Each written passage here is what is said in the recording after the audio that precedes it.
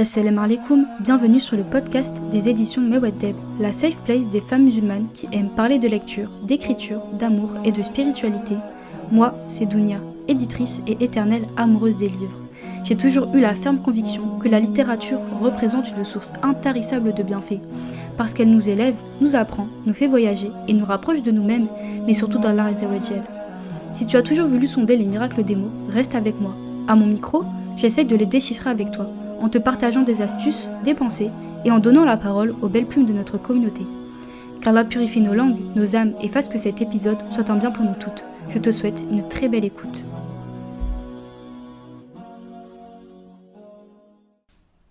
Toute histoire a un point de départ. Toute relation commence quelque part. Celle que tu entretiens avec Allah a elle aussi un début et s'il le veut bien, aucune fin. Nous avons tous et toutes une histoire avec Allah. Dans sa grande miséricorde et son amour infini, Allah a offert à chacun d'entre nous la chance de partager un lien singulier avec lui. Ton histoire ne ressemble à aucune autre et ce qui la rend encore plus belle, c'est que seul toi et Allah en connaissent les moindres détails. Pourtant, il nous arrive parfois de l'oublier. D'oublier pourquoi et comment nous sommes devenus croyants et croyantes. D'oublier à quel point Allah nous a témoigné son amour en nous offrant la chance de nous tenir devant lui chaque jour. Aujourd'hui, pour commencer à écrire ton histoire d'amour avec Allah, j'aimerais que tu te remémores ta rencontre avec lui. J'aimerais que tu revives tes premiers émois, aussi bien de douleur que de joie.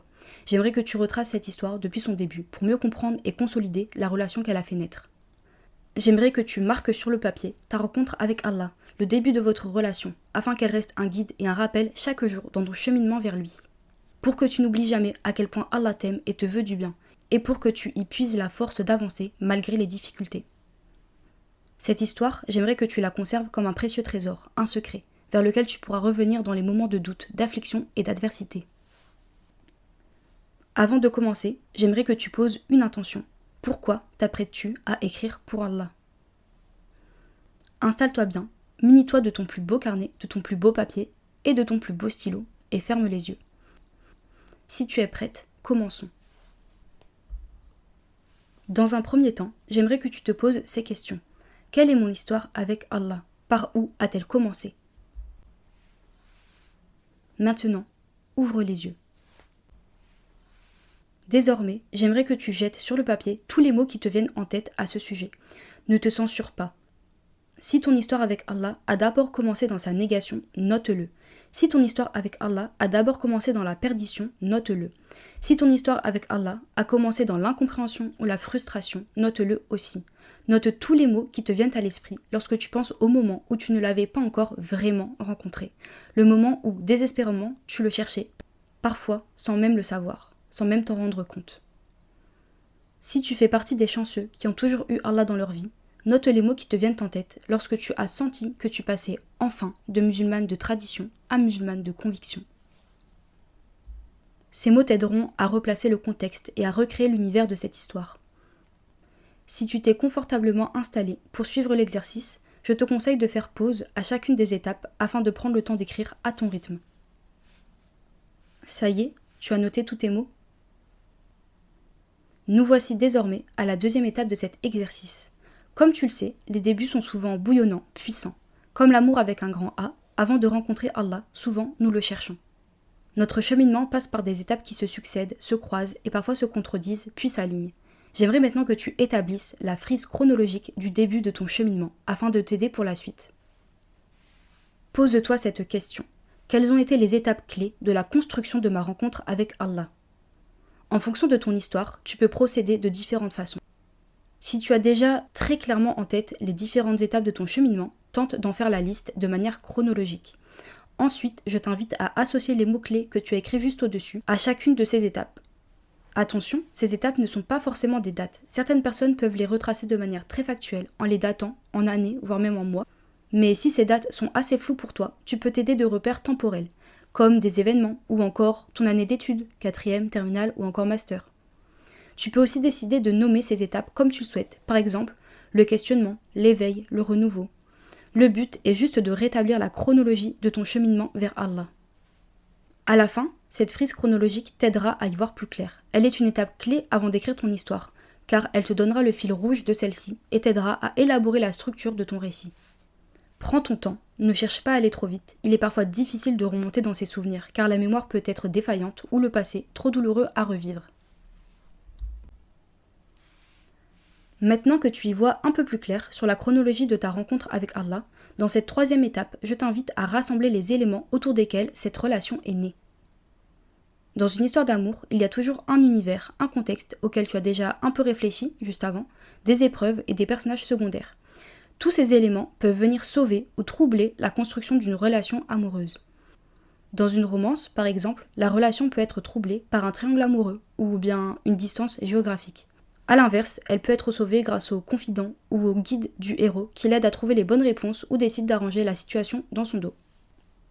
La voie qui t'a mené à rencontrer Allah a peut-être été jonchée d'éléments, bons comme mauvais, aussi bien humains que spirituels ou matériels, qui t'ont mené à le trouver. Pose-toi ces questions pour t'aider. Quelles épreuves ont renforcé ma foi? Quels obstacles ont finalement été un bien pour moi? Quelles personnes ont été autour de moi? Quels autres amours ai-je dû abandonner pour le sien? L'amour d'un péché, l'amour d'une personne, l'amour d'une activité qui m'éloignait de lui? Quels signes m'ont montré la voie vers Allah?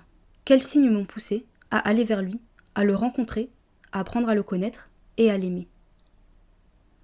Pour cette troisième étape, j'aimerais que tu réfléchisses aux personnages secondaires et aux éléments de ton histoire, aussi bien à ceux qui t'ont aidé qu'à ceux qui t'ont dérouté sur ta voie vers Allah.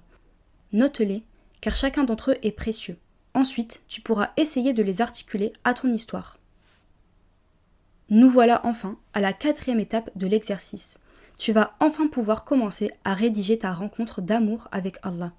Écrire une histoire, ce n'est pas simple.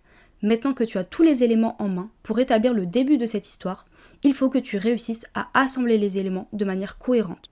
Comme tu l'as peut-être déjà appris à l'école, dans une histoire, il y a toujours un élément déclencheur, qu'on appelle aussi élément perturbateur, et c'est souvent à partir de lui que l'histoire commence. Pour t'aider à te plonger dans l'écriture, je te conseille de réfléchir à cet élément déclencheur de ton histoire. Pose-toi la question, qu'est-ce qui a définitivement déclenché ton cheminement vers Allah? Quel moment précis a profondément marqué ta quête? Une fois que tu penses l'avoir trouvé, je te conseille de partir de cet élément pour commencer à rédiger ton histoire. Quelques conseils avant de te lancer dans l'écriture. Premièrement, ne te mets pas la pression. Ne t'attends pas à écrire un texte parfait. Rappelle-toi que ce texte n'est qu'entre toi et Allah, et que tu seras récompensé, s'il le veut bien, pour chaque petit pas que tu fais dans son sentier. Deuxièmement, pose-toi, relis-toi, médite sur ce que tu as déjà noté sur ton papier, et reprends les étapes, le contexte. Où étais-tu? Comment vivais-tu? Comment te sentais-tu avant cette rencontre? L'élément déclencheur. Qu'est-ce qui a changé ta vie spirituelle à jamais? Et l'après, comment cette rencontre a-t-elle transformé ta relation avec Allah et avec ta foi? Tu peux choisir d'écrire cette histoire en sélectionnant une tranche spécifique de ta rencontre avec Allah, car écrire c'est faire des choix. Parfois on ne peut pas tout raconter, ou bien tu peux décider de l'écrire dans sa globalité. Ton histoire peut prendre la forme que tu veux, lettres, fiction, poème. Sens-toi libre de l'écrire à ta manière, car elle doit te ressembler. Maintenant, j'aimerais te donner quelques astuces pour enrichir ton texte. Premièrement, utilise des descriptions sensorielles, parce que, je pense que tu t'en doutes, mais c'est parfois compliqué de raconter comment on a rencontré Allah, comment on s'est senti, en se sentant si proche de lui. L'expérience de la foi est unique, surtout au début. On a l'impression que c'est une expérience métaphysique qui nous dépasse. Alors concentre-toi sur ce que tu as ressenti à ce moment-là. Quelles émotions as-tu pu ressentir? Quelle réaction physique cela a créé sur ton corps? Qu'est-ce que tu as cru voir? Qu'est-ce que tu as cru entendre? De quelle manière te sentais-tu connecté à ton environnement, aux autres? N'hésite pas non plus à ajouter des dialogues intérieurs pour montrer ton évolution. N'hésite pas à retracer tes questionnements très clairement. Et enfin, et surtout, sois sincère, écris avec ton cœur. Car cette histoire-là, personne d'autre que toi ne pourra l'écrire. C'est seulement la tienne, et ce n'est pas la peine de tricher, parce que Dieu te connaît. Voilà, on arrive à la fin de cet exercice. J'espère que tu as pu retracer le début de ton histoire avec Allah, que tu t'es rappelé à quel point il t'avait offert un cadeau précieux en te permettant de suivre sa voie, et aussi que tu te sens un peu fier de toi en te rendant compte de tout le chemin parcouru jusque-là. Maintenant, souffle et relis-toi. Remercie Allah, garde précieusement cet écrit, pour toi, pour Allah. Pour mettre un peu de baraka dans cet exercice, je t'invite à le terminer avec la doua de ton choix, celle qui fait le plus écho en toi à ce moment-là. Dans toute relation, il y a des étapes. Aujourd'hui, tu as posé les mots de la toute première, celle de la rencontre. La semaine prochaine, nous partirons à la rencontre d'Allah. Car après une rencontre, la suite logique, c'est d'apprendre à connaître la personne qui est en face de nous.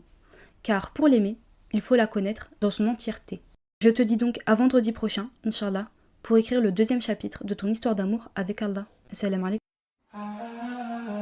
Merci d'avoir écouté cet épisode. J'espère que tu l'as apprécié autant que moi et qu'il t'a apporté du bien. Si tu ne veux rien manquer du podcast des éditions Mewaddeb, abonne-toi et offre-lui de ton amour avec la note de ton choix. Si tu es un peu plus romantique, laisse-lui un mot doux dans l'espace commentaire ou bien par mail ou via nos réseaux sociaux. On se retrouve très bientôt pour un nouvel épisode. En attendant, je te souhaite de belles lectures, de belles séances d'écriture et une vie remplie d'amour. Qu'Allah te compte parmi ses bien-aimés. Prends soin de toi, à la prochaine, Inch'Allah.